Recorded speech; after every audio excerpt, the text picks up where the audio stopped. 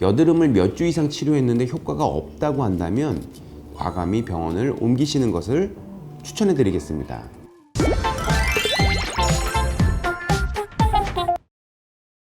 안녕하세요. 라미체 클리닉 대표원장 주원장입니다. 오늘은 여드름 치료를 실패하셨거나 쉽게 재발하셨던 분들에 대해서 말씀드려 볼게요. 첫째로는 여러 곳에서 여드름 치료를 했는데 효과가 없었어요. 둘째로 치료하고 좋아졌는데 다시 금방 재발했어요. 위의 경우처럼 말씀하시는 모든 분들에 대한 이유를 설명드릴 수는 없지만 제가 생각해보는 많은 분들이 이렇게 말씀하시는 이유에 대해서 한번 말씀드려 보려 합니다. 여드름을 몇 주 이상 치료했는데 효과가 없다고 한다면 치료할 수 있는 병원은 많으니 과감히 병원을 옮기시는 것을 추천해 드리겠습니다. 추측해보건대 애초에 진단이 좀 틀렸을 가능성이 좀 있겠습니다. 농포성 주사피부염이라든가 구순주의 피부염이라든가 모낭염과 같이 감별해야 될 경우가 있는데 이런 게 진단이 좀 틀린 경우가 있을 수도 있겠습니다. 자, 그러면 제가 경험해 본 진짜 치료가 잘 안 되는 경우가 어떤 경우인가 한번 이야기 한번 해보겠습니다. 치료를 짧게 하는 경우일 것 같습니다. 우선 이렇게 짧게 치료하시는 이유는 첫째는 비용과 시간 문제가 있을 것 같습니다. 그래서 여드름이 한두 개 생길 때는 집에서 홈케어로 버티다가 너무 심해질 때 오시는 경우가 50명 중 49명 정도 됩니다. 이렇게 심해져서 치료를 시작하게 되면 치료 효과가 늦게 나타나게 됩니다. 자, 두 번째, 치료 효과가 어느 정도 나타나기만 하면 바로 치료를 중단하시는 경우입니다.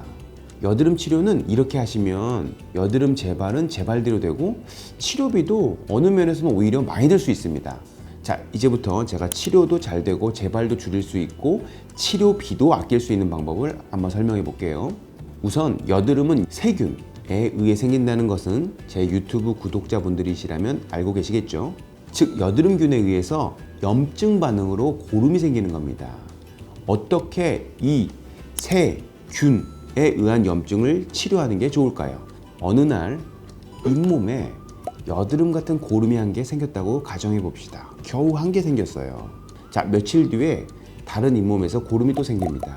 이렇게 2개월 동안 지나면서 30여 개의 고름이 잇몸에 생겼다고 가정해 봅시다. 2, 3개월이 지나서 치과를 갑니다. 치과 의사는 열심히 치료를 합니다.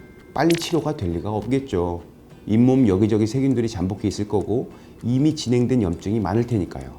세균 치료를 한 3달 정도 했을까요? 이제 고름이 70% 정도 줄었습니다. 자, 이제 안 오시기 시작합니다. 많이 좋아졌다고 생각하시면서요. 이것은 어디까지나 세균에 의한 질병입니다. 당연히 고름이 보이지 않을 정도라 하더라도 병원성 세균의 90% 이상은 없어져야 치료를 종결할 수 있는 겁니다. 그리고 이 판단은 의사가 피부 상태를 보고 경험치로 종결해 드려야 합니다. 결론은 여드름 치료를 하실 때는 여드름이 생기지 않는 괜찮은 상태를 느끼셔도 병원성 세균이 씨를 말릴 때까지 조금 더 치료를 하셔야 재발률을 떨어뜨릴 수 있습니다. 자, 오늘은 여러분들이 여드름 치료에 매번 실패하는 이유에 대해서 알아보았는데요. 좀 도움이 되셨습니까? 추가로 궁금한 사항이 있으시다면 언제든지 댓글로 질문해 주세요. 성실히 답변해 드리겠습니다. 지금까지 라미체 클리닉 대표원장 주원장이었습니다.